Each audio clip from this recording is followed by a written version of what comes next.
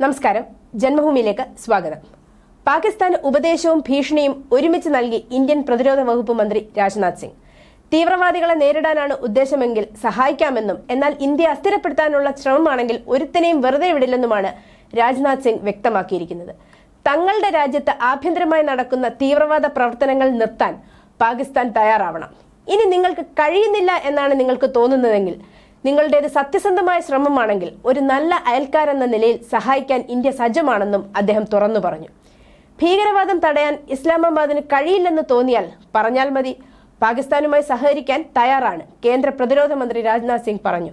അതേസമയം ഇന്ത്യയെ അസ്ഥിരപ്പെടുത്താം എന്നാണ് വിചാരിക്കുന്നതെങ്കിൽ അതിന്റെ ഭീകരമായ ഫലങ്ങൾ അനുഭവിക്കാൻ കൂടി പാകിസ്ഥാൻ തയ്യാറായിരിക്കണമെന്നും രാജ്നാഥ് സിംഗ് കൂട്ടിച്ചേർത്തു. ഇന്ത്യയിൽ ഭീകരാക്രമണം നടത്തി പാകിസ്ഥാനിലേക്ക് രക്ഷപ്പെട്ടാൽ നിങ്ങൾ നിൽക്കുന്ന സ്ഥലത്ത് വന്ന് നിങ്ങളെ ഇന്ത്യ തീർക്കും എന്ന് പറഞ്ഞ ദിവസങ്ങൾക്ക് ശേഷമാണ് രാജ്നാഥ് സിംഗിന്റെ ഈ വാഗ്ദാനം വന്നിരിക്കുന്നത് എന്നത് ശ്രദ്ധേയമാണ്.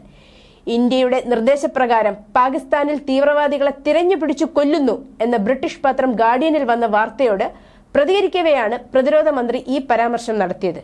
ഇന്ത്യക്കെതിരെ പ്രവർത്തിക്കുന്ന തീവ്രവാദികളെ ഉന്മൂലനം ചെയ്യാനുള്ള വിശാലമായ തന്ത്രത്തിന്റെ ഭാഗമായി പാകിസ്ഥാനിൽ തിരഞ്ഞു പിടിച്ചുള്ള കൊലപാതകങ്ങൾ ഇന്ത്യ ആസൂത്രണം ചെയ്യുന്നുവെന്നാണ് ദ ഗാർഡിയൻ പത്രം റിപ്പോർട്ട് ചെയ്തത്.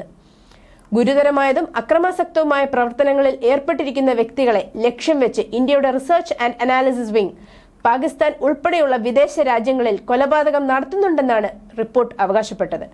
കാനഡയിലും അമേരിക്കയിലും സിഖ് കലാപകാരികളെ ഇന്ത്യ ലക്ഷ്യം വെച്ചുവെന്നും റിപ്പോർട്ട് പറയുന്നു. ഈ റിപ്പോർട്ട് ഇന്ത്യക്കെതിരെ ഉപയോഗിക്കാൻ ഗാർഡിയൻ ശ്രമിച്ചുവെങ്കിലും ലോകരാജ്യങ്ങൾ ഒരു പ്രാധാന്യവും കൊടുക്കാത്തതുകൊണ്ട് ഫലപ്രാപ്തിയിൽ എത്തിയില്ല.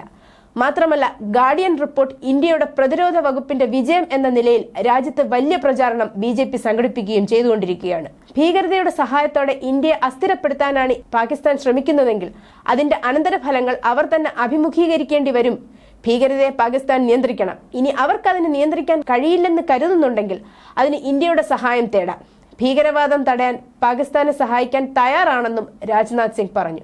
അവർ തങ്ങളുടെ അയൽക്കാരാണ്. തീവ്രവാദം അവസാനിപ്പിക്കണമെന്ന് അവരുടെ ഉദ്ദേശം സത്യമാണെങ്കിൽ അത് സ്വയം ചെയ്യണം. അല്ലാത്ത പക്ഷം അവർക്ക് ഇന്ത്യയിൽ നിന്ന് സഹായം സ്വീകരിക്കാം. നമുക്ക് രണ്ടുപേർക്കും തീവ്രവാദം അവസാനിപ്പിക്കാം. പക്ഷേ ഇത് അവരുടെ താല്പര്യമാണ്. ഞാൻ അവർക്ക് ഉപദേശം നൽകുന്നു എന്നേ ഉള്ളൂ, പ്രതിരോധ മന്ത്രി പറഞ്ഞു. ഇന്ത്യ എല്ലാ അയൽ രാജ്യങ്ങളോടും സൗഹാർദ്ദപരമായി ഇടപെടാൻ ആഗ്രഹിക്കുന്നു. എന്നാൽ ഞങ്ങളുടെ നാട്ടിൽ വന്ന് ഞങ്ങളെ കണ്ണുരുട്ടി കാണിച്ചിട്ട് വെറുതെ വീട് പിടിക്കാമെന്ന് ഒരാളും വിചാരിക്കേണ്ടതില്ല. ഇന്ത്യയിൽ വന്ന് തീവ്രവാദ പ്രവർത്തനങ്ങൾ നടത്തി തിരിച്ചു പോകാം എന്നാണ് മനസ്സിലിരിപ്പെങ്കിൽ ഞങ്ങൾ നിങ്ങളെ വെറുതെ വിടില്ല എന്ന് മനസ്സിലാക്കുന്നത് നല്ലതായിരിക്കും, രാജ്നാഥ് സിംഗ് പറഞ്ഞു. കഴിഞ്ഞ ദിവസമാണ് ഇന്ത്യ പാകിസ്ഥാനിൽ കയറി തീവ്രവാദികളെ തീർത്താലും ഞങ്ങൾ ഇടപെടില്ല എന്ന പ്രസ്താവന അമേരിക്ക നടത്തിയത്. ഇതോടുകൂടി മേഖലയിൽ പരിപൂർണ സ്വാതന്ത്ര്യമാണ് എന്തും പ്രവർത്തിക്കാനും ഉള്ള മുൻകൈ എടുക്കാൻ രാജ്യത്തിന് ലഭിച്ചിരിക്കുന്നത്.